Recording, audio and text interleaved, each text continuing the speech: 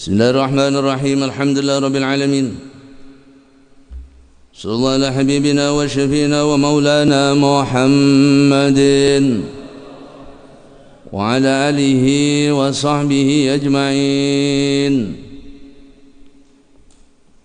Allahumma akrimna bi nuril fahmi wa akhrijna min dhulumatil wahmi waftah lana baba rahmatik wa anshur alaina hikmataka ya arhamar rahimin. Subhanaka la ilma lana illa ma 'allamtana innaka antal alimul hakim. Qala Allah ta'ala fil Qur'anil 'azim wa huwa asdaqul qailin. Tilkal jannatu allati nurisu min ibadina man kana taqiyya. Qala mufassir rahimallahu ta'ala wa nafa'ana bi ulumihi fid dharain amin. Tilka utai mengkono kang den sebutaken al jannatu iku swarga allati kang nurisu ngawarisaken ya isun nu'ti ngawehi ya isun wa nunzilu lan manggonaken ya isun min ibadina saking kaula-kaula isun man nyatane wong kana ana ya siman iku taqiyan wong kang takwa bi taatihi kelawan taat maring Allah. Bapak-bapak dan hadirin rahimakumullah, surat Maryam ayat yang ke-64, setelah Allah Subhanahu wa taala menjelaskan berbagai kenikmatan surga, beberapa keadaan orang yang berada di dalam surga, kemudian Allah Subhanahu wa taala menjelaskan tentang surga dalam surat Maryam ini dengan tilkal jannatul lati nurisu min ibadina man kana taqiyya. Siapa orang yang akan menempati surga?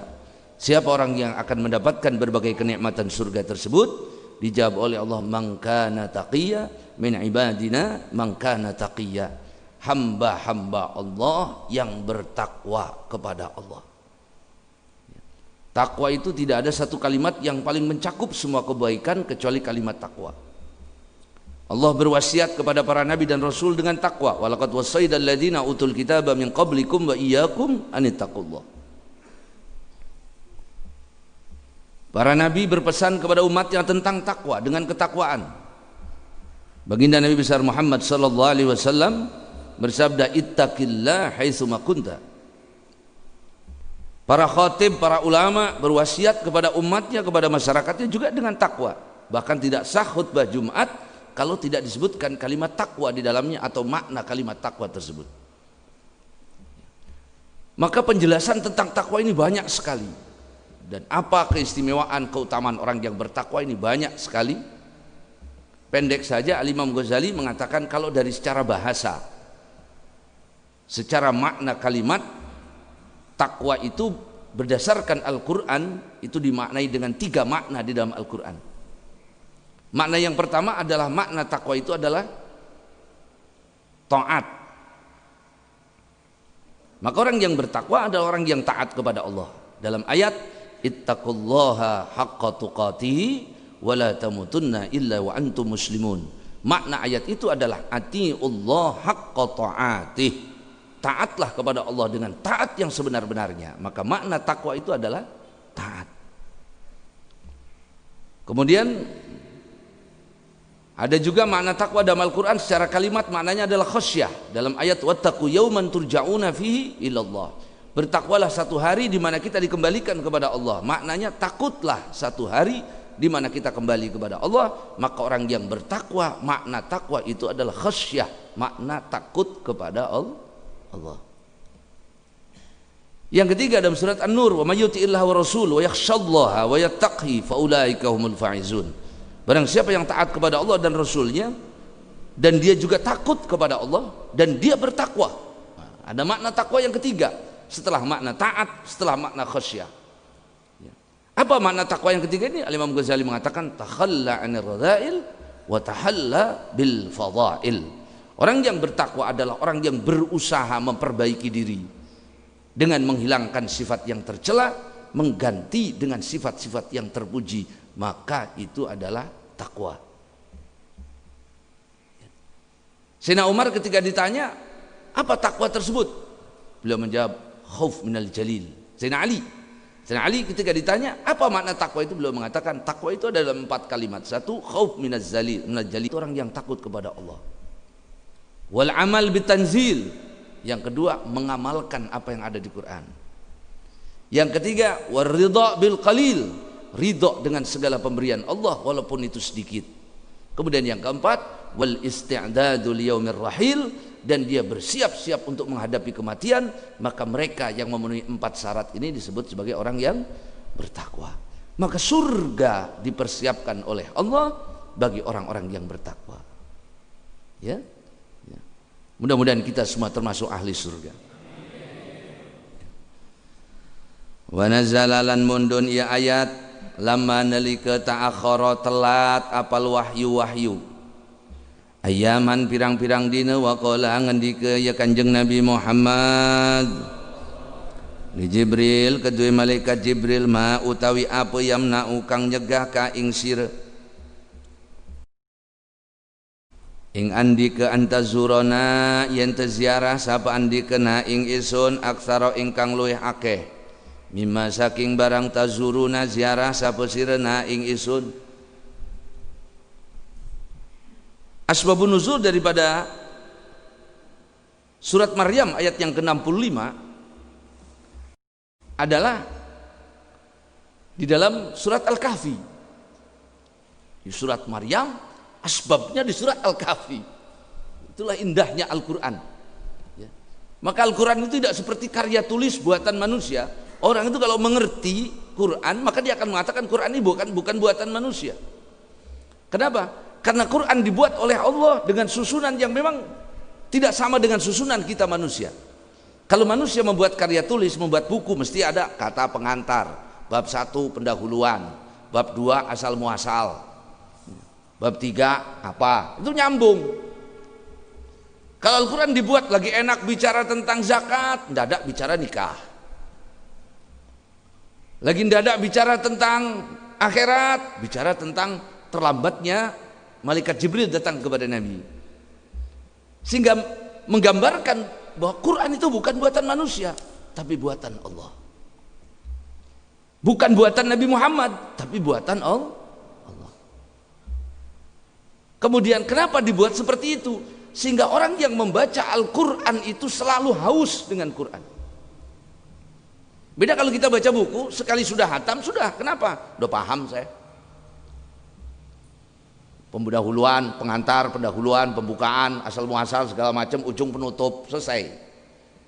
Tapi Quran kan enggak, lari ke sini, lari ke sini. Sehingga orang yang membaca itu tidak akan pernah kenyang. Itulah kemudian Nabi mengatakan, al-mu'min la yashba' minal Qur'an. Orang mukmin tidak akan pernah kenyang daripada Al-Quran. Kita ini sehat enggak iman kita ini, Pak? Kuat apa tidak keimanan kita ini? Coba baca Quran. Kalau kita baca Quran ngerasa makin senang, makin enak, pengen nambah, imannya sehat. Nah, kalau baca 3 ayat angob telung balen, wah sudah. Ya, berarti harus disehatkan. Ya. Hadirin rahimakumullah. Salah satu penyebab turunnya surat Al-Kahfi yang berkaitan dengan ayat ini bahwa orang Yahudi datang kepada Nabi bertanya tentang 3 hal. Yang pertama, ya Muhammad, kalau engkau Nabi, kami akan tanya 3 hal ini. Kalau engkau jawab semua, engkau bukan Nabi. Kalau engkau tidak jawab semua, engkau juga bukan Nabi. Dijawab semua salah, enggak dijawab semua salah. Baik, kata Nabi. Tapi kalau saya jawab, apa kalian akan beriman? Ya. Sebab cirinya Nabi 3 ini. Kalau dijawab semua, berarti engkau bukan Nabi. Kalau engkau enggak dijawab semua, berarti juga bukan Nabi. Baik, kata Nabi. Apa pertanyaannya? Yang pertama, tolong ceritakan tentang orang yang ditidurkan, sekelompok pemuda yang ditidurkan 350 tahun. Itu kan zaman dulu. Yang kedua, tolong ceritakan tentang orang yang berjalan dari ujung barat ke ujung timur. Dzulkarnain. Yang ketiga, tolong ceritakan ruh itu apa? Ayo jawab. Kata Nabi, besok. Nah, Nabi tidak bilang insya Allah. Nabi bilang besok jawabnya. Nunggu wahyu turun, besok jawabnya. Ditegurkan oleh Al-Quran di surat Al-Kahfi yang kita sudah lewat. Maka kalau kita akan melakukan apapun perbuatan yang akan dilakukan di masa yang akan datang, katakan insya Allah. Semuanya atas kehendak Allah. Kata Nabi, besok kalian kesini, saya beritahu jawaban. Besok Jibril tidak turun. 2 hari, 3 hari. Satu riwayat 40 hari Jibril nggak datang. Setelah 40 hari baru datang. Kata Nabi, Jibril tak tonggon. Kok nggak mongol-mongol? Kalau bahasa kita sekarang tak WA orang jawab. Kemana Jibril? Engkau nggak ingin ketemu saya? Malaikat Jibril itu paling banyak turun kepada Nabi, itu pada Nabi Muhammad. Dari 124.000 Nabi dan Rasul, itu semuanya dikawal oleh malaikat Jibril. Dan paling banyak malaikat Jibril turun kepada Nabi. Beribu-ribu kali, berbeda dengan Nabi-Nabi yang lain. Datang Jibril diberitahukan tentang yang ditidurkan 350 tahun, surat Al-Kahfi turun. Tentang yang berjalan dari ujung barat ke ujung timur, akhir surat Al-Kahfi. Kalau tentang ruh, katakan kepada mereka, ruh itu urusan Allah. Dijawab sama orang Yahudi. Kata Nabi, pertanyaan kalian yang pertama, siapa yang ditidurkan 350 tahun? Ashabul Kahfi. Siapa yang berjalan dari ujung barat ujung timur? Dzulqarnain. Dan kalian bertanya tentang ruh, ruh itu urusannya Allah, tidak ada yang tahu. Wa ma utitu minal ilmi illa qalila, sedikit taunya, enggak ada yang tahu tentang hakikat ruh itu apa. Apa jawab mereka? Kan tadi perjanjiannya kalau dijawab semua bukan Nabi, kalau tidak dijawab semua bukan Nabi. Nah Nabi jawab 2, 1 itu Allah yang tahu jawabannya. Bagaimana sekarang kalian beriman? Apa jawab orang Yahudi? 1 lagi. Mau tanya 1 lagi ya Muhammad, kalau ini dijawab kami beriman. Apa? Siapa malaikat yang bersamamu? Kata Nabi, tidak ada 1 nabi pun yang diutus ke muka bumi ini kecuali Allah mengirimkan Jibril bersama mereka. Artinya Jibril yang datang kepada para nabi dan rasul tersebut. Apa jawab orang Yahudi? Nah ini masalah. Jibril itu tukang ngirim bencana. Coba kalau malaikatmu itu Mikail, kami beriman Muhammad. Cuman karena malaikatmu Jibril, wah kami nggak bisa beriman. Orang Yahudi Pak. Nah kembali kepada kisah tersebut, Nabi bertanya kepada Jibril, kemana aja Jibril? Malaikat tuh nggak pernah ngelanggar janji Pak, nggak kayak kita. Saudara Nabi datang janjian sama Jibril, kata Nabi, Jibril besok ya Rasulullah. Ya, kalau diizinkan oleh Allah datang. Besok saya datang. Jam berapa? Kalau misalnya pakai jam sekarang jam 9. Ya. Nabi nungguin di rumah. Jam 9 enggak datang, Pak. Kemana Jibril? Enggak mungkin malaikat macet kan? Enggak mungkin. Kemana ini? Begitu sudah agak siang, Nabi ngelihat Jibril di luar rumah. Kata Nabi, Jibril.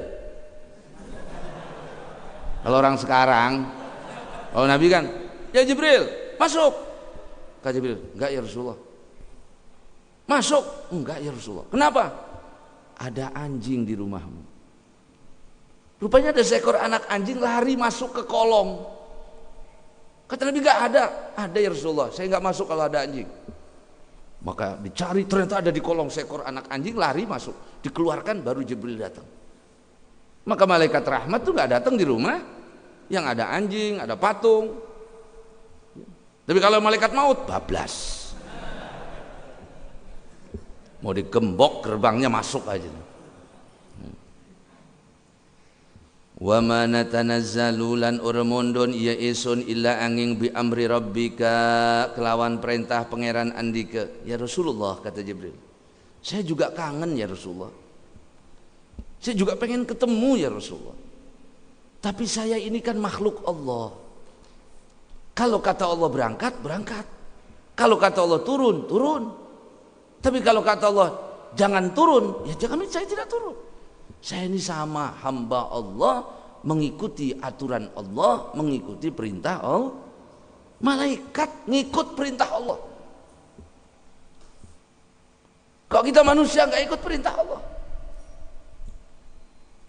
Nah, lahu ikut tetap kedua Rabbuk ma utawi barang baina aidina antarane tangan loro isun ay tegese amamana adepane isun min umuril akhirati saking perkara akhirat wa malan barang khalfana seburine isun min umuri dunya saking perkara dunya wa malan barang baina dalika antarane mengkono kang den sebutaken ay tegese mayakunu ora ana min hadal waqti saking ikilah waktu ila kiamis saat tumeka maring dia anane kiamat terjadine kiamat tegese lahu iku tetep kedue Allah ai ma barang yakunu ana ieu sima min hadal waqti saking ikilah waktu ila tumeka maring kiamis saah terjadine kiamat ai tegese lahu iku tetep kedue Rabbuk ilmu dzalika utawi ilmune dzalika mengkono kang den sebutaken ya jami'uhu sekabehi. Ya Rasulullah, saya ini turun atas perintah Allah. Maka malaikat itu gak pernah bantah, Pak. Ada malaikat diperintahkan sujud 500 tahun. Ada malaikat diperintahkan rukuk sampai hari kiamat. Sujud sampai hari kiamat. Gak pernah diangkat kepalanya. Ada malaikat diperintahkan bertasbih sampai hari kiamat. Tidak pernah diangkat, tidak pernah berhenti. Dan begitu yang sujud itu, yang rukuk itu diperintahkan oleh Allah, angkat kepalamu. Semenjak diciptakan sujud sampai hari kiamat, kata Allah, angkat kepalamu. Apa jawab malaikat itu? Subhanaka ma'abadnaka haqqa ibadatik. Maha suci engkau ya Allah, kami tidak beribadah kepadamu dengan sebenar-benarnya ibadah. Itu malaikat ngomong begitu. Sujud semenjak diciptakan sampai hari kiamat, dia mengatakan, ya Rabb, ibadah kami ini gak ada apa-apanya.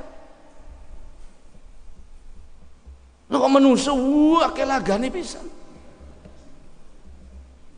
Kadang-kadang sujud ngedipiti imam belum bangun udah bangun.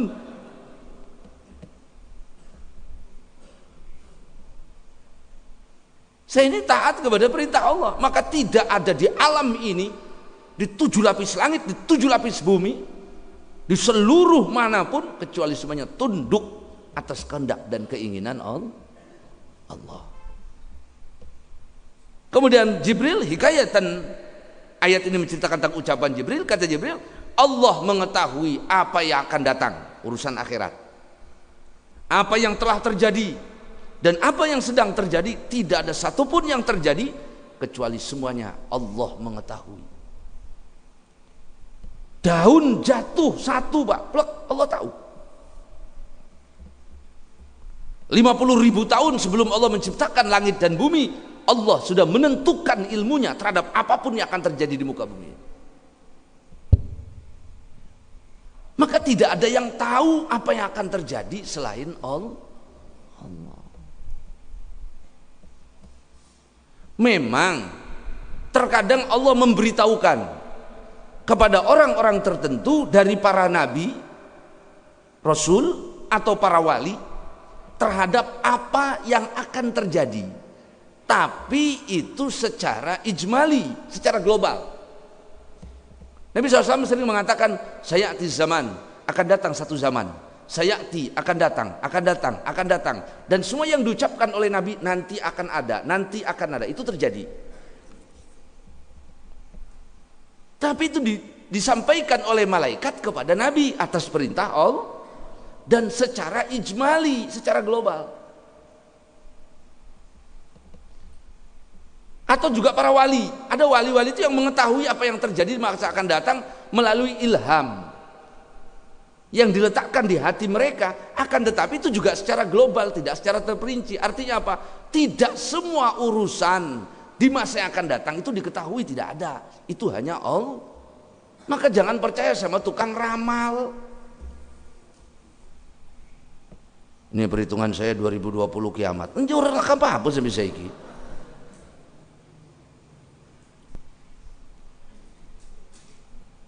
orang, setiap orang yang datang dia tahu, oh bapak ini begini, nantinya begini, begini, begini. Datang lagi begini, begini. Jangan percaya sama yang begitu. Yang tahu secara detail sesuatu itu hanya Allah. Adapun ketika Allah memberitahukan kepada orang-orang tertentu, mereka dua orang, satu para nabi dan rasul, yang kedua para wali. Itu melalui hati mereka. Dan itu tidak semua orang. Contoh Nabi SAW mengatakan Umar fil jannah, Abu Bakar fil jannah, Umar fil jannah, Utsman fil jannah, Ali fil jannah, Abu Bakar masuk surga, Sayyidina Umar masuk surga, Sayyidina Ali masuk surga, Sayyidina Utsman masuk surga, Sayyidina Ali masuk surga. Itu kan memang diberitahukan oleh Allah melalui malaikat Jibril. Tapi enggak semua orang dikasih tahu oleh Nabi, kamu ke surga, kamu neraka, kamu enggak. Koknya ada orang bisa mengetahui nasib semua orang di masa yang akan datang. Jangan percaya. Barang siapa yang mendatangi tukang ramal kemudian dia percaya kepada orang itu, faqad kafara bima unzila ala Muhammad, maka dia sudah mengingkari apa yang diturunkan kepada Nabi Muhammad. Lalu bagaimana kita menghadapi apa yang akan terjadi? Kan diberikan dua modal, satu ikhtiar, yang kedua doa. Udah. Kita nggak tahu, ya itulah karena kita nggak tahu apa yang akan terjadi, berikhtiarlah, mintalah kepada Allah yang terbaik. Selebihnya yang berjalan adalah kehendak Allah. Ya. Wa makana lan ur'ana ya rabbuka pangeran andiki kunasian. Zat kang lali bimakna nasian kelawan makna nasian wong kang lali ay tegese tarikan wong kang ninggalaken laka kedue andika. Bitakhiril wahyi kelawan telate wahyu angka saking andika ya Rasulullah. Bukan berarti Allah meninggalkan engkau. Dengan datang telatnya wahyu ini, dengan saya datang telat ini, bukan berarti Allah membiarkan engkau. Ma wadda'aka rabbuka wa ma qala. Tidak. Artinya apa? Kalau kita berdoa, kita meminta kepada Allah, lantas doa kita sekarang belum dikabulkan, bukan berarti Allah meninggalkan kita. Bukan berarti Allah tidak mendengar kita. Bukan berarti Allah tidak mau menjawab doa kita. Akan tapi Allah menjawab dengan kehendaknya, dengan ilmu, bukan dengan keinginan kita. Pada waktu yang diinginkan oleh Allah, dengan cara yang diinginkan oleh Allah, Allah menjawab setiap doa kita. Ya. Ada yang minta kaya dikasih sehat. Ada yang minta banyak rizki dikasih banyak anak. Ngendok bingendok. Saya ini mintanya kaya kok ngendok baik. Rizki. Wa utawi pangeran utawi robbuka iku robbu pangeran malikun pangeran as-samawat sakai langit wal ardilan bumi wa malan barang bainahuma antarane karone. Langit bumi dan antara langit dan bumi, Robnya, pengaturnya, pemiliknya, pengaturnya hanya Allah. Nggak kebayang kalau ada Tuhan lebih dari satu. Bisa ribut Pak. Ya. Wastabir li'ibadhu mangke ibadah sapa sirahu ing Rabbuk. Wastabir lan sabar sapa sira kabeh wastabir lan sabar sapa andika li ibadati kedua ibadah maring Allah. Seluruh alam ini yang mengatur Allah, yang punya kehendak adalah Allah, tidak bisa dibatasi, tidak bisa diatur, yang mengatur adalah Allah. Maka beribadahlah kepada Allah, jangan kepada selain. Ada orang beribadah karena atasannya, atasan lurus selamanya di atas, begitu pensiun mati. Ada orang beribadah untuk mertuanya, mertuanya nggak selamanya hidup mati, dan dia tidak bisa mengatur apa-apa. Maka beribadahlah kepada Allah. Pesan Allah, wastabir.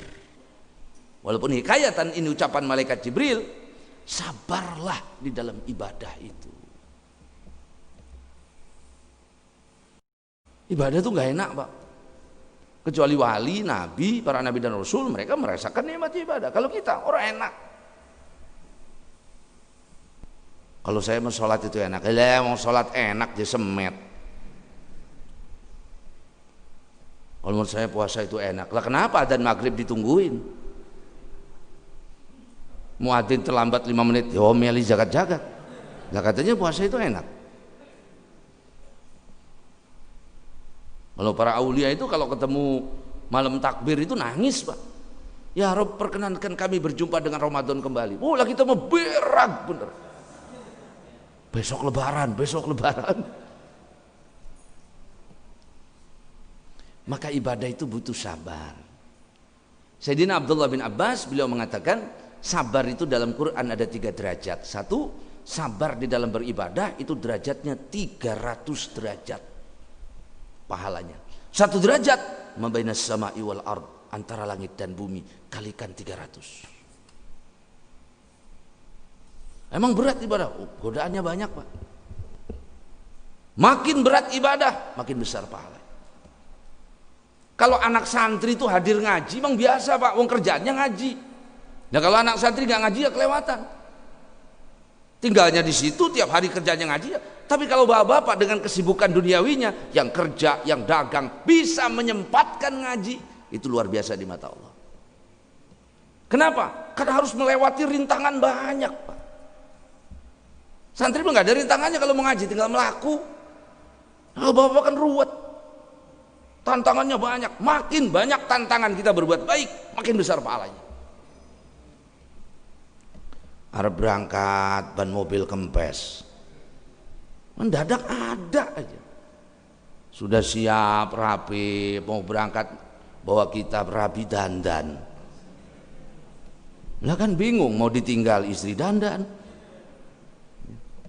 Mau berangkat ngaji, ada tamu. Dibuat begitu. Padahal kadang-kadang orang tuh kalau mau maksiat lancar, Pak. Lewat tol. Nah, kegangguan. Kalau ngaji itu ada aja.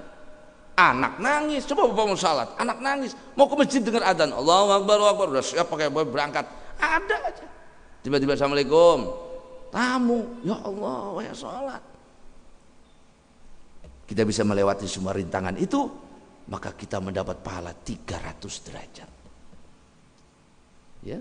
Yang kedua, ada sabar, pahalanya 600 derajat. Sabar di dalam menolak maksiat. Ibas, matiin. Ini matiin. Pahalanya 600 derajat dalam menolak maksiat. Kenapa? Banyak orang bisa sholat, banyak orang bisa ibadah, sedikit orang bisa meninggalkan maksiat. Sedikit. Contoh, ada orang bisa puasa Senin Kamis, banyak. Ada orang bisa tahajud tiap malam, banyak. Dan itu hebat, luar biasa. Tapi sedikit orang bisa ninggalin bohong. Tapi sedikit orang bisa ninggalin ngomongin orang. Tapi sedikit orang bisa ninggalin berburuk sangka kepada orang. Maka pahala meninggalkan perbuatan maksiat itu lebih tinggi daripada melaksanakan ibadah. Maka di dalam hadis, ada asar Sayyidina Abdullah bin Mas'ud mengatakan, barang siapa yang bisa meninggalkan menceritakan aib orang lain, itu pahalanya lebih besar daripada 1000 kali haji setelah haji yang pertama, 1000 kali. Bisa, kelebekan, Pak. Ada orang suruh nggak makan nggak minum sanggup, suruh nggak ngomongin orang kuat, cut cangkemnya. Ya? Sebagian orang, nggak semua.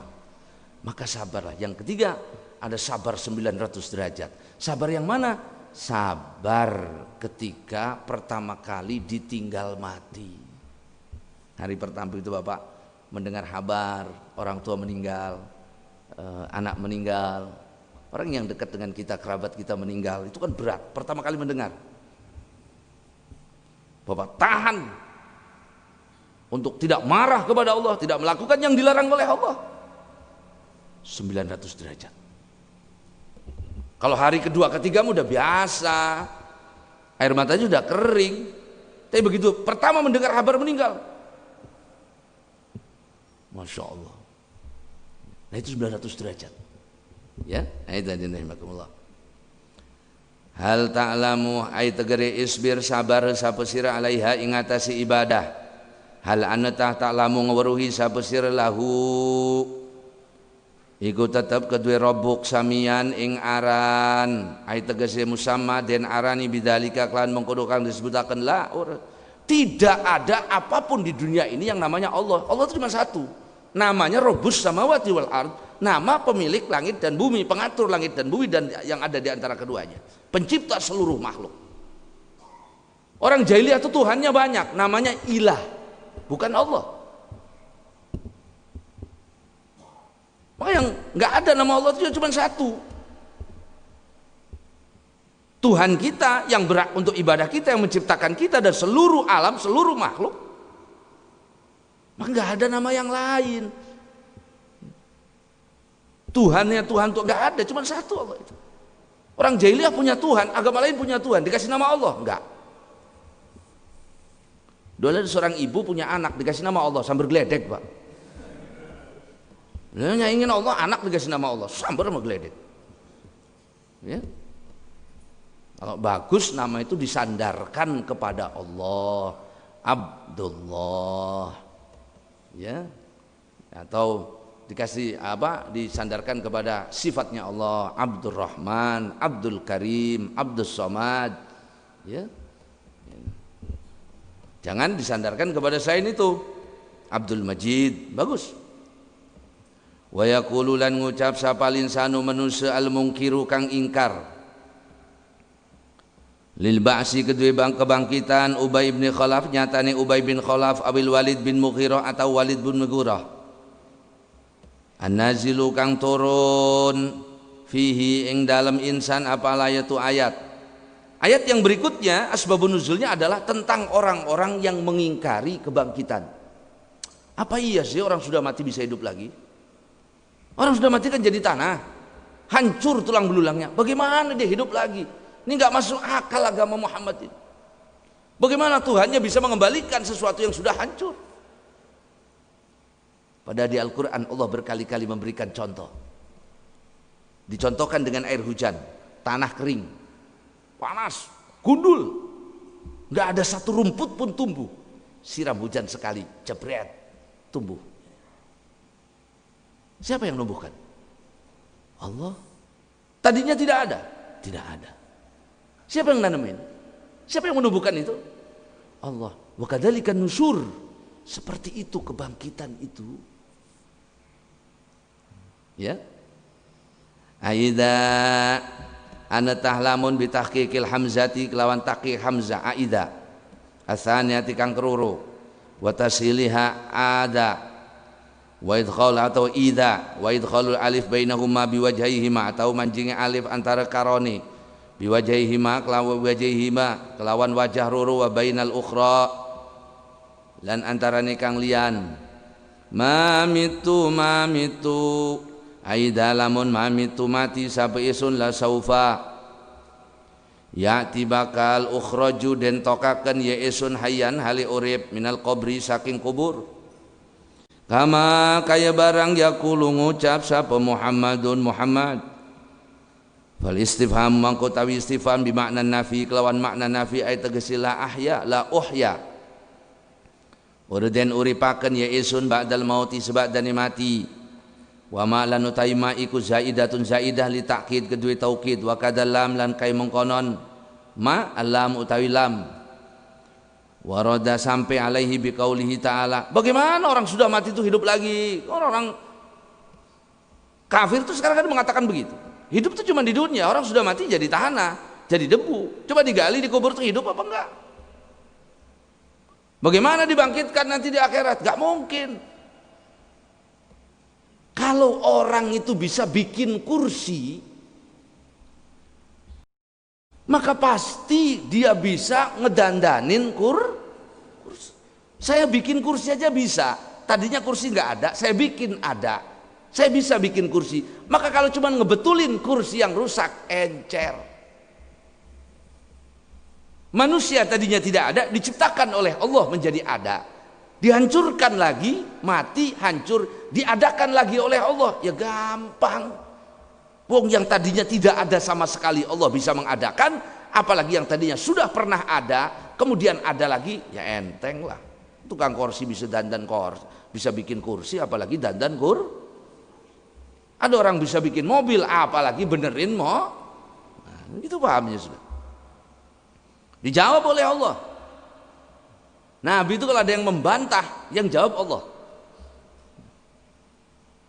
Awala antah ora yadkuru insan. Yadkuru ingat yalem insanu manusia asluhu asali manusia. Asluhu utawi asali yadkuru. Yatadzakaru ubdilati ta'u dhalan wa udghimat fidal, dan ganti apa ta' dhalan ing dal wa udghimat lan den idghamaken fidal. Wa fi qiraatin lan iking dalam siji qiraat tarkuha ninggalakene ibdal, ninggalakene ta', wa sukuni dal wa dhammil kaf. Awala anatah yadkuru ingat sapa awala anatah ora yadkuru ingat yal insanu manusia annastune isun khalaqna nyiptakaken ya isun hu ing manusia min qablu saking sedurungi walam yakulan ora ana ya insan iku syai'an suwiji-wiji. Manusia kan tadinya tidak ada, diadakan oleh Allah. Nanti seluruh jasad kita ini hancur, Pak. Yang tidak hancur satu, namanya ajbud dzanab. Ajbud dzanab itu adanya di tulang belakang, kecil. Di tulang belakang, ujung tulang ekor kita ini ada kecil sekali, itu nggak akan hancur sampai hari kiamat. Itu yang kemudian menjadi tumbuh kembali menjadi manusia, ditumbuhkan oleh Allah dari ajbud dzanab tersebut. Ya. Kalau yang tadinya tidak ada menjadi ada, Allah bisa, apalagi mengadakan kembali yang tadinya encer, kata Allah. Ya. Fayastadillu mangke ngdadekaken dalil ya Allah bil ibtida kelawan ngawiti alal i'adati ngatasi ngebalikaken. Lihatlah, kalian tadinya tidak ada jadi ada. Kalau untuk diadakan kembali setelah ada ya gampang. Wa rabbika mangke sumpah demi pangeran andika lanasurannahum ya'ti bakal ngumpulaken sapa isun hum ing manusa tegese al mungkiral lil ba'si ing wong kang ingkar lil ba'si kedue kebangkitan wasyayatin lan setan sakai setan ai tegese najma'u ngumpulaken ya isun kulan ing saben-saben minhum saking insan wasyaitan wasyaitanihi lan setani insan fi silsilatin ing dalam rantai. Demi Allah, kata Allah, nanti mereka aku bangkitkan bersama Tuhan-Tuhan mereka, bersama sembahan-sembahan mereka. Orang yang nyembah patung dibangkitkan di borgol karo patung itu. Yang nyembah Tuhan siapapun selain Allah maka dibangkitkan bersama Tuhannya. Tuh, lihat Tuhanmu yang kau sembah, sekarang dia tidak bisa menolong apa-apa, justru ikut digiring bersama engkau hari kiamat yang disebut dengan mahsyar. Maka semua dibangkitkan di mahsyar, sampai binatang pun dibangkitkan. Hanya bedanya binatang dibangkitkan di hisab, yang benar yang salah jadi tanah, tidak ada masuk surga, tidak ada masuk. Tapi jin dan manusia dibangkitkan oleh Allah, dihisab dan mendapat pembalasan surga atau neraka. Fama ya'mal miskala dzarratin khairan yarah, fama ya'mal miskala dzarratin syarran yarah. Quran itu begitu, Pak. Kalau Allah menceritakan surga, mesti Allah setelahnya menceritakan neraka. Atau kalau Allah menceritakan neraka, mesti setelahnya Allah menceritakan surga. Kenapa? Supaya kita hidup nih imbang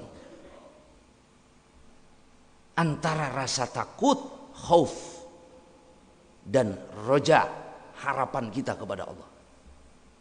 Ada orang takut terus kepada Allah, berlebihan takutnya, jangan, nanti kita akan putus asa. Ada orang harapannya kepada Allah luar biasa, wis tenang be pangeran maha pengampun, pokoknya sementing mati nih Islam anjing swarga. Nggak ada takutnya sama Allah, itu juga dikhawatirkan lalai. Maka orang yang normal rasa takutnya dan rojaknya, pengharapannya kepada Allah harus seimbang. Rasa takutnya mengontrol dia, rojaknya mendorong dia beribadah sehingga jalan karo-karoni. Bagi orang yang banyak maksiatnya agak dinaikkan rasa takutnya kepada Allah. Supaya apa? Supaya kontrolnya lebih kuat sehingga berhenti dari maksiat. Bagi orang yang banyak ibadah, rojaknya yang dinaikkan sedikit. Supaya apa? Supaya dia lebih banyak lagi ibadahnya karena harapannya kepada Allah. Ceritakan surga, ceritakan ini. Maka harus dua-duanya harus punya, Pak. Nah, wong laku diri pisan, yakin ya teman, kita memanjing swarga ora salat gelos. Bae bablas. Ada orang takut, ada itu. Sampai nggak bisa tidur tiap malam, Pak. Saya tanya, kenapa? Takut mati, Ustaz. Ya kalau mati takut nggak takut juga mati, Pak. Bapak mau takut nggak takut tetap mati. Yang ditakuti apa? Sampai nggak bisa tidur tuh, takut mati, takut neraka. Jangan berlebihan. Allah punya azab, Allah juga punya ampunan. Allah punya marah, tapi Allah juga punya rahmat. Itu harus imbang dua-duanya. Kecuali satu kondisi, Pak, di mana orang rojaknya harus lebih tinggi daripada khaufnya. Kapan? Kalau orang itu dalam keadaan sakaratul maut atau dalam keadaan sakit yang ujung-ujungnya biasanya mati. Ada orang lagi sakit keras, semangati, Pak. Udah mau sekarat, semangati. Allah Maha Pengampun.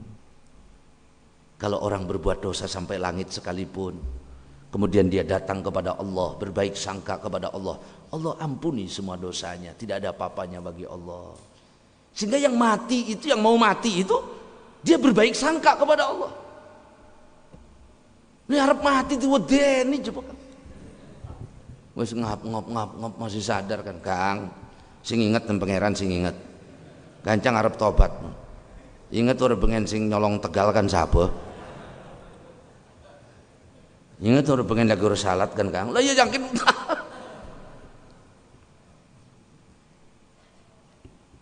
Kata Nabi, hendaknya orang mukmin itu ketika meninggal berbaik sangka kepada Allah.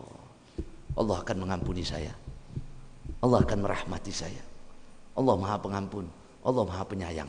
Nah, ketika kita meninggal dalam keadaan berbaik sangka kepada Allah, itu namanya husnul. Wah, sungguh-sungguh masih matiin lagi salat. Oh iya, tapi belum tentu juga. Orang ada maling diubek-ubek, melayu di masjid, apen-apen salat. Gali je mati, Pak. Husnul khotimah ya enggak. Ya.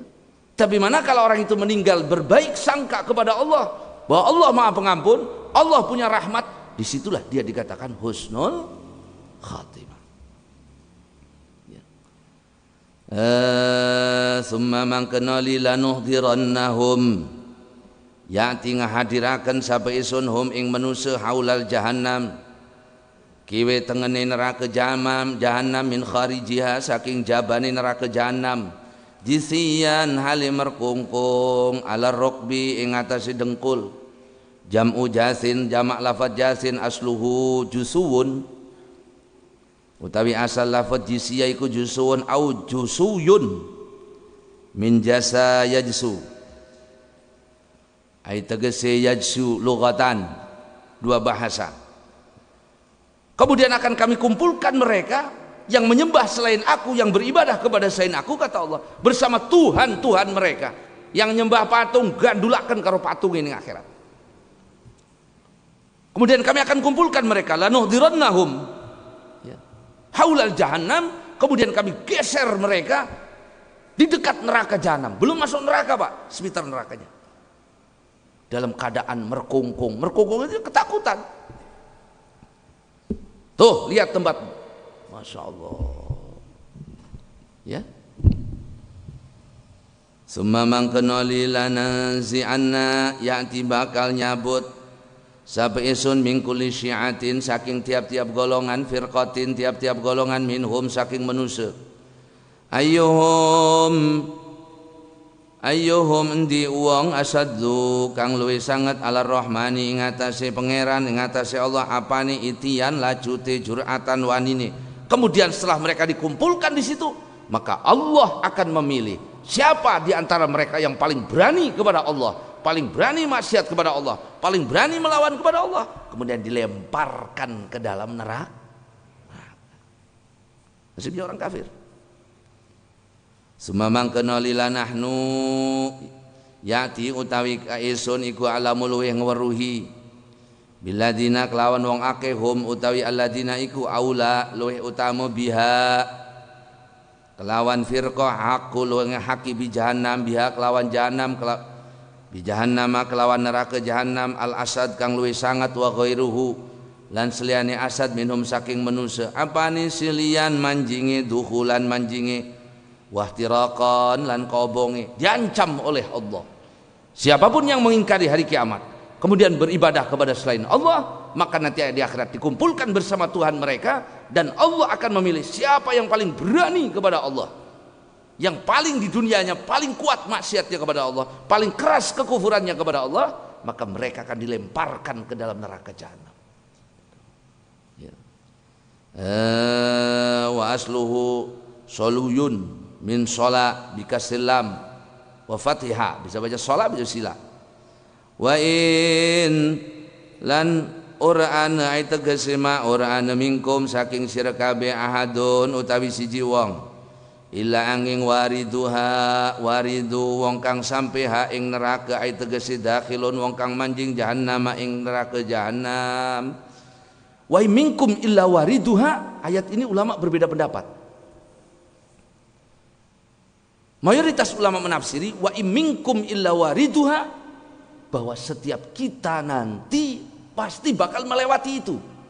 Apa melewati itu? Melewati neraka. Maksudnya melewati neraka bagaimana?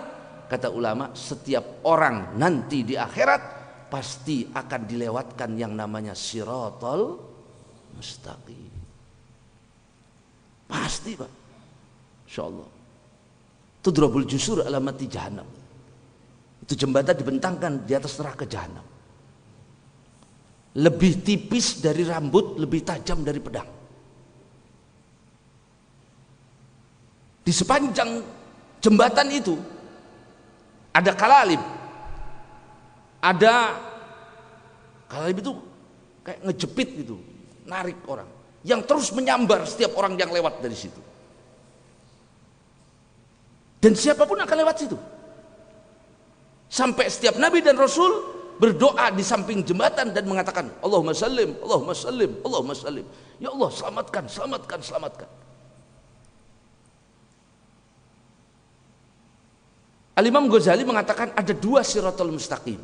Satu yang dibentangkan di atas neraka, yang satu lagi dari neraka menuju ke surga.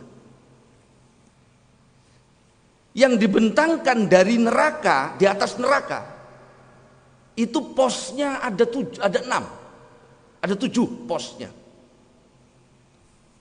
Lewat, tanya, stop dulu.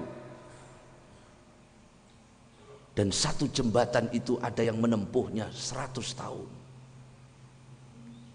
ada yang menempuhnya 1000 tahun. Itu ada posnya, satu jembatan. Pos pertama, pos la ilaha illallah. Ditanya, ikhlas enggak dengan la ilaha illallah? Engkau menyekutukan Allah apa tidak? Dia ikhlas ketika mengucapkan la ilaha illallah, artinya dibuktikan dengan perbuatannya ketika hidup di dunia. Lewat masuk pos kedua, lewat jembatan kedua. Pos kedua ditanya tentang sholatnya, benar apa enggak? Lewat pos ketiga ditanya tentang puasanya. Lewat lagi jembatan berikutnya ditanya tentang puasanya, zakatnya, puasanya. Pos kelima tentang hajinya, kalau dia pernah berhaji, benar apa enggak, sempurna apa enggak, ikhlas apa enggak. Yang keenam lagi ngelewati lagi, ditanya tentang mandi junubnya dan wudhunya, benar apa enggak. Itulah kenapa kalau orang itu fidyah suka dikatakan apa? Saya milikkan beras ini dari segala yang ditinggalkan oleh mayit, baik itu dari sholat, baik itu dari puasa atau nazar atau mandi junub, karena akan ditanyakan kalau mandi junubnya nggak benar. Ada satu kulit kita tidak terkena air, ada satu kulit di bawah rambut kita tidak terkena air, maka tidak sah mandi junubnya, tidak sah mandi besarnya, tidak sah sholatnya, tidak sah puasanya, tidak sah sholatnya. Kenapa? Karena ada yang tidak terkena air. Maka ditanya, itu pentingnya ngaji tuh kan.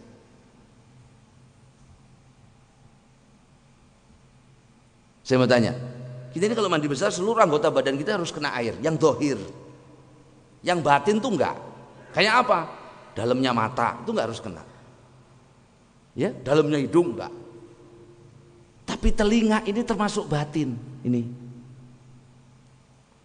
Maka kalau mandi besar harus kena air. Saya mandi begini Ustaz. Coba masuk gak airnya ke sini? Gak mungkin, kehalang sama telinga.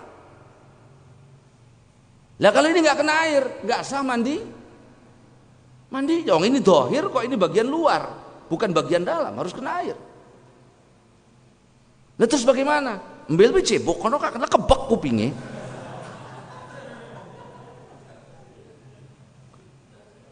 Bapak ambil air, tuh, taruh. Ambil air lagi, segini. Saya basahin aja tangan di keran saat gini-giniin. Itu ngusap. Yang namanya mandi itu syaratnya sailanul ma, airnya harus ngalir, bukan diusap. Kalau diusap nggak boleh, harus ada aliran air. Maka kalau nggak bisa, ambil air. Buang, itu kan terkena tuh, ambil air. Ya Allah, ambilkan weruh gitu. Anak pitu sedang. Yang sudah kalau tidak tahu tidak apa-apa.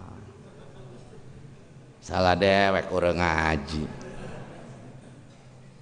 Saya mau ambil selang, semprotakan aja mancing kuping mang. Suka begitu kalau mandi besar? Suka begitu mandi besar? Lipatan-lipatan, terutama kita yang perutnya mulai mapan maju ke depan itu harus kena air. Iya harus kena air. Ya. Kaki yang pecah-pecah harus kena air. Walaupun disiramlah, secara dohir masuk. Masya Allah. Apalagi yang pakai perban. Kemudian di sini pakai handiplas atau pakai perban. Gimana mandi besarnya? Sementara dia berada sebesar. Ya saya mandi aja. Ya ini kan nggak kena air. Kulit yang di bawah perban ini nggak kena air. Sementara syaratnya mandi itu harus kena air semua. Kan itu kan darurat ketutup perban. Darurat juga ada aturannya. Maka kalau ada perban Bapak harus mandi dan harus tayamum. Tayamum dulu, tayamum itu menggantikan kulit yang ada di bawah perban.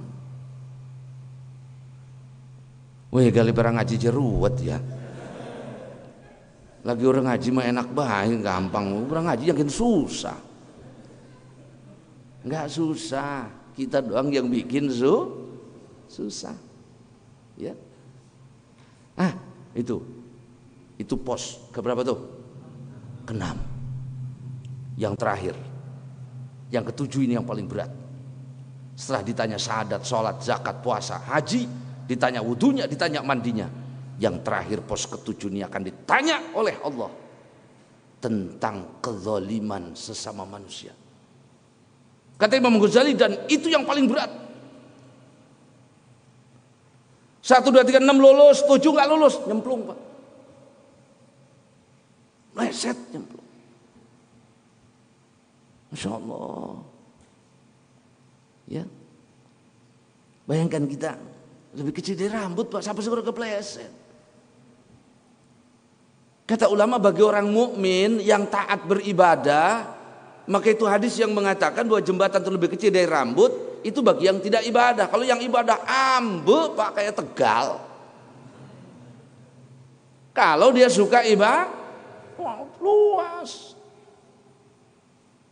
Tapi kalau yang nggak suka ibadah, orang kafir, rambut lebih tajam dari pedang.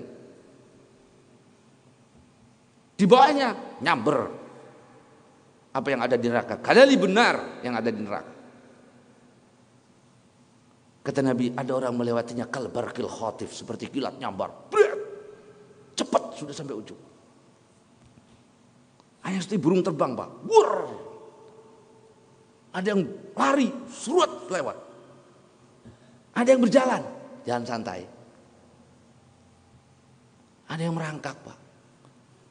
Ngada kedobrok mana, ngada kedobrok mana, ngada kedobrok mana. Tapi ya lewat, cuman 1000 tahun doang.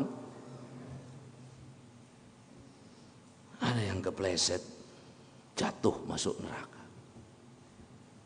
Hari itu semua nabi berdoa di samping jembatan mengatakan, Allahumma sallim, Allahumma sallim, ya Allah selamatkan, selamatkan, selamatkan.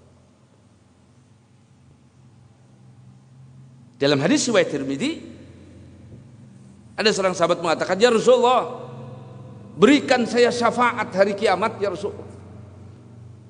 Anas bin Malik mengatakan, ya Rasulullah, berikan saya syafaat nanti hari kiamat. Kata Nabi, Anas, cari saya di 3 tempat. Di 3 tempat itu di akhirat pasti saya ada. Pasti saya ada di 3 tempat itu, katanya. Satu, ya Rasulullah, indah sirat, di sirat itu. Maka melihat umatnya, yang pertama umat Nabi Muhammad, Pak. Sebelum semua lewat, kata malaikat, mana umatnya Ahmad? Mana umat Nabi Muhammad? Mana Nabi Muhammad? Kami. Ayo, mana umatnya? Lewat. Masya Allah, jalan tol tabrakan. Segitu gedenya jalannya, masih ada yang tabrakan. Ini segitu rambut. Itu Nabi mengangkat tangan sepanjang umatnya melewati. Ya Allah, salib, selamatkan, selamatkan ya Allah, selamatkan. Hari ini saya tidak minta anak saya, hari ini saya tidak minta bapak saya, tapi yang saya minta hari ini ya Allah, selamatkan umat saya dari sirat ini. Saya tidak minta Fatimah Zahra, saya tidak Fatimah, enggak, kata Nabi, ya Rabb, umat saya yang saya minta hari ini, supaya mereka semua selamat dari sirat ini, karena begitu berat hari itu. Nah, kita ini cepat atau lambatnya melewati sirat itu tergantung seberapa cepat kita merespon ibadah. Pengajian, yuk. Sholat, yuk. Semangat dalam melaksanakan ibadah itu yang buat orang cepat. Yang suka santai, kendor, jembekan gadan. Sholat medawu, ini karena itu mengkonon Pak, entul, lihat udah buat lewat dia masih, iya belum nyampe. Masya Allah, ya. Yang kedua kata Nabi, cari saya indal mizan, cari saya di mizan nanti. Ketika ditimbang amal kalian, saya ada di situ. Yang ketiga, cari saya indal haud. Kalau kalian nggak ketemu saya di 2 tempat, cari saya di 3 tempat ini pasti saya ada. Dan cari saya di telaga Kautsar, telaganya Nabi. Saya tunggu kalian di situ. Saya tunggu kalian di sirat. Saya tunggu kalian di mizan. Saya tunggu kalian di haud. Saking cintanya Nabi sama kita, Pak, ditunggu sama Nabi. Saya tunggu kalian. Cari saya, kalian ada apa-apa di sana, cari saya. Saya akan ada di situ, nggak mungkin nggak ada. Saya akan minta kepada Allah untuk kalian. Nah, segitu emannya Nabi kepada kita, kok kita kan muludan orang gelem. Makanya dia yang suka bidah-bidahin muludan, waduh bahaya. Kalau ditanya kenapa sih kita ini maulidan, ya jawabnya satu. Orang yang bertanya kenapa kita ini memperingati maulid Nabi, itu sama saja Bapak bertanya kenapa sih Anda senang sama Nabi. Ya pertanyaan itu nggak layak keluar dari orang Maulid Nabi itu intinya apa? Senang, kita senang kepada Nabi. Keberadaan Nabi, kelahiran Nabi menyenangkan hati kita. Itulah kami memperingati maulid Nabi. Nah, kalau Anda bertanya kenapa kalian memperingati maulid Nabi, sama saja Anda bertanya kenapa kalian senang sama Nabi. Jendel sih kono ditawokaken.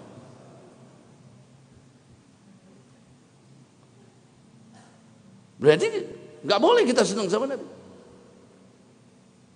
Masya Allah, ya. Itu baru 1 tempat, Pak, sirat.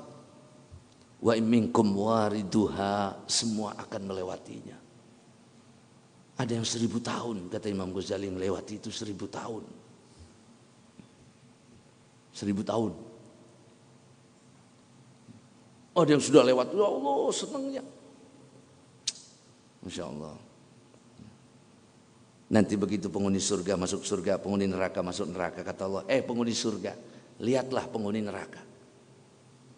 Yang di surga suruh melihat neraka. Menambah senang mereka ketika melihat bagaimana orang bahwa adab neraka, bahwa mereka diselamatkan dari adabnya neraka. Penghuni neraka melihat penghuni surga, tambah sakit hati. Di situ saling kenal. Ya Allah, deleng si anu kan. Kata si anunya, Kang, kata penghuni neraka, Kang, ingat tuh rebengen. Ingat sama saya, Pak. Ingat. Kan saya dulu pernah ngutangin duit kan? Iya. Masih ingat sama saya? Saya kan pernah bantu Bapak kan? Iya. Tapi kenapa Bapak di neraka, kata penghuni surga? Ya karena saya cuma satu kebaikan, saya bantu kamu doang itu sekali. Tolong saya sih. Maka orang yang penghuni surga yang pernah dibantu di dunia dan neraka, dia mengatakan, ya Rob, itu teman saya. Kalau ngaji suka ngasih tumpangan sama saya. Kadang-kadang bagi-bagi permen di pengajian itu, ya Allah. Teman saya baik dia, ya Allah. Apa kata Allah? Ambil dia, tarik dia masuk surga. Ditarik tuh masuk. Ada umat, kata Nabi, ada umatku yang memberikan syafaat satu kampung, ada yang satu suku, ada yang ngasih ke satu kampung syafaatnya. Para wali itu satu negara dia tanggung di hadapan Allah syafaatnya. Kalau Nabi, syafa'ul udma, itu sudah tidak ada lawannya, itu syafaat yang tidak bisa dilakukan oleh para wali dan yang lainnya. Minimal umatku yang masuk surga dia bisa memberikan syafaat satu orang. Makanya Bapak berbuat baiklah kepada orang. Embokan kepleset masuk neraka, yang kita dulu pernah bantu itu ingat, ya Allah, Bapak di sini. Ya Allah. Iya, kepleset.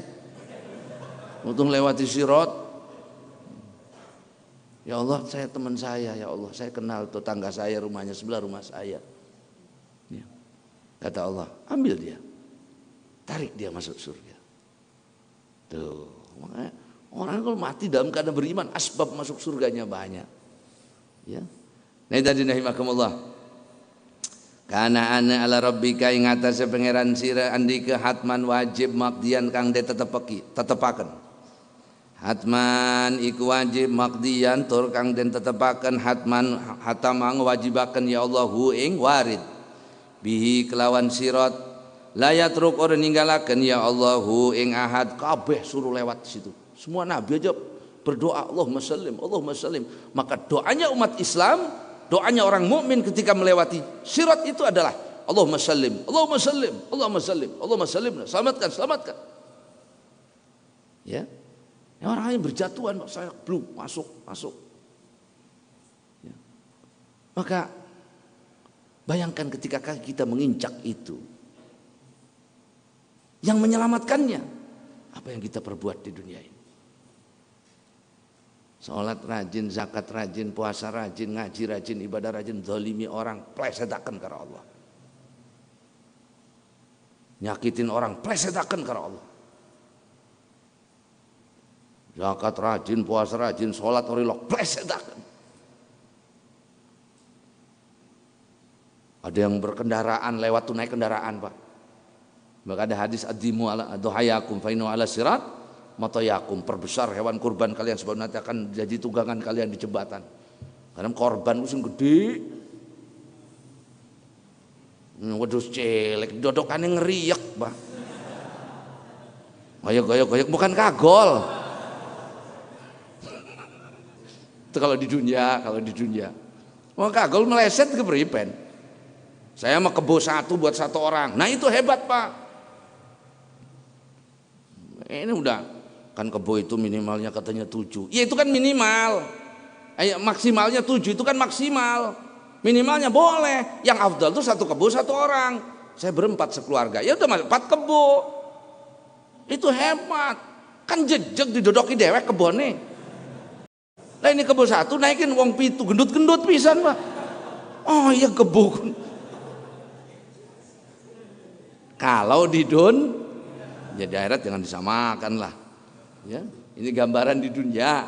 Kalau di akhirat, wallahu subhanahu wa ta'ala wa